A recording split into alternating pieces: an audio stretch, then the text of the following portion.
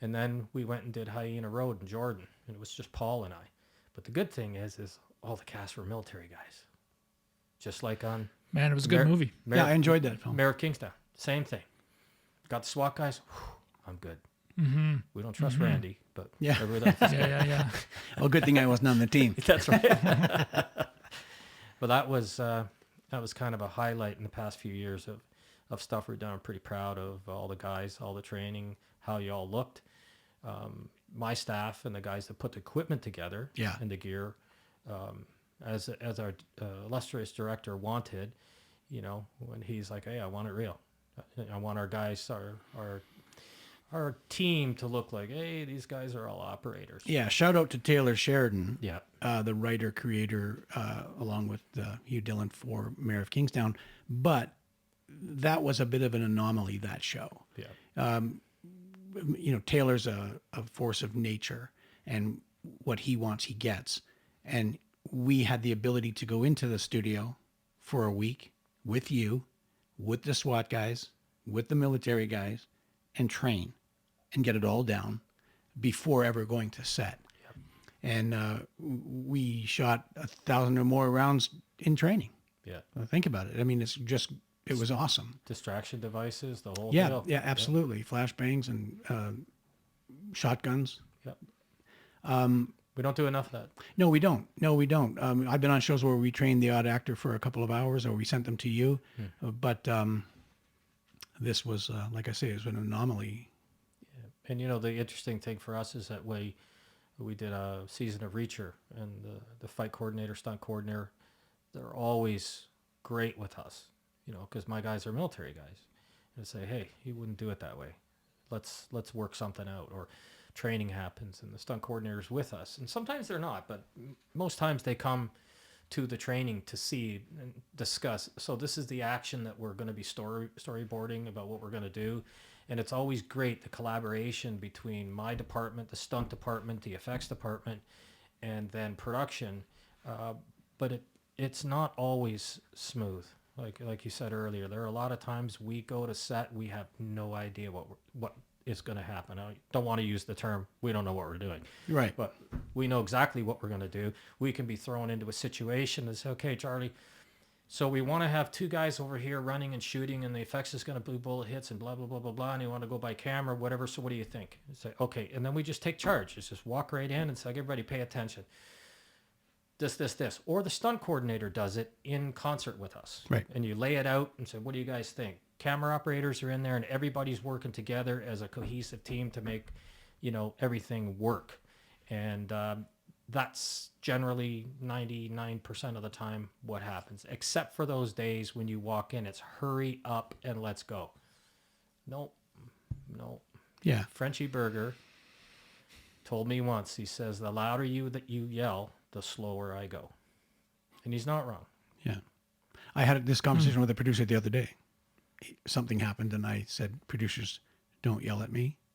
Directors, don't yell at me. And I don't run. And I've said many times to actors and other stunt performers that the faster they go, the slower we go. Yeah. It's just when they want to push, 100%. we just absolutely slow down. You stay with me and everything will be fine. Just it slows down. Totally. There was an incident way back many years ago with an actor, and I don't like using the terminology B actor, but it was kind of a B movie we were in, and I spoke to the director in the morning about a specific shot about these guys shooting aliens, and I think it would be awesome when he goes to leave, he does a sort of a combat withdrawal where he's dumping rounds fully automatic at all the beasts, does a mag change, dumps a couple more rounds, and then beetles back with his team. He goes, oh, that would be awesome. So we get there in the afternoon, the actor's there, and we're getting on set, and they're all dressed up. We're getting ready to do this. And I said, hey, listen, so this morning I was speaking to the director about this particular shot, and obviously you're going to do it with the way you want, but I'd mentioned to him that it might be kind of cool, blah, blah, blah, blah, and you're going to shoot like this. And he goes, yeah, okay, I'll go talk to him. So then he walks right back, like right across the set, and I could see it in his eyes. He's pissed off. He comes over to me and he starts yelling at me at the top of his lungs, don't you effing ever tell me something that the director blah, and I stood there, and I'm not one to get yelled at. Like I don't take it very well. So I said to him, "Are you finished?" And he looked me right in the eyes and said, seriously, are you done? Okay, first of all, number one, don't you ever speak to me like that again. That's the first. Number two, who the hell do you think you are talking to anybody on a film crew that way? You go back to the director, and everybody could hear me because now I'm yelling at him. So you go back to the director and you ask him if he remembers the conversation with Charlie this morning we had at 8 o'clock, or probably about 8:05, about this shot. And you ask him again if he had that conversation. He's all puffy chest and he says, well, this is ridiculous. I don't work this way and whatever. I said, well, you best go talk to him. Either that or step outside. We'll have our conversation outside. Not to go have a fight, but Right. just like take it outside. Oh, damn. Okay. And yeah. Yeah, I was looking forward to that story. Yeah. Yeah. Yeah. No, it's a Charlie Sheen story. But anyways, so he went back and then he came back and then he tried to apologize to me. And I said, I understand you're trying to give me an apology. That's fine. I don't really accept it, but just understand that you don't talk to people that way. And I've seen it many times where a director is yelling, props, props, props. And the DOP turns around and says, props has a name, it's so-and-so. Okay, yeah, so-and-so. Like you've been working with for months.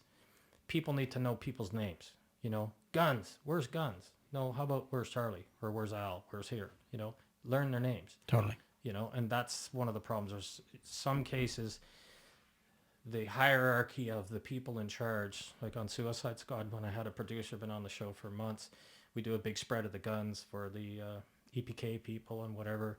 And he comes over and he looks at me, he goes, you are it's a producer. I said, Charlie, guns, you know, your armor, the guy that built all these things. Oh, yeah, hey, Charlie. You're like, oh, geez, really? Man. Yeah. Makes you feel important. Yeah, I guess. Yeah. Makes you feel that at the end of the day, Little respect goes a long way. at the end of the day, the most important thing is I want to feel good that I did a good job. I don't really care what anybody else thinks. As long as I feel good that I went home, I did my best. Because that's all we can ask for is that we did our best. And that when you look on the camera, you go, yeah, Look I'm good. pretty proud. Yeah, the movie looked like shit, but the gunfire was great. You know, stunts were great, you know? I've been in a lot of those. Yeah. Oh, yeah.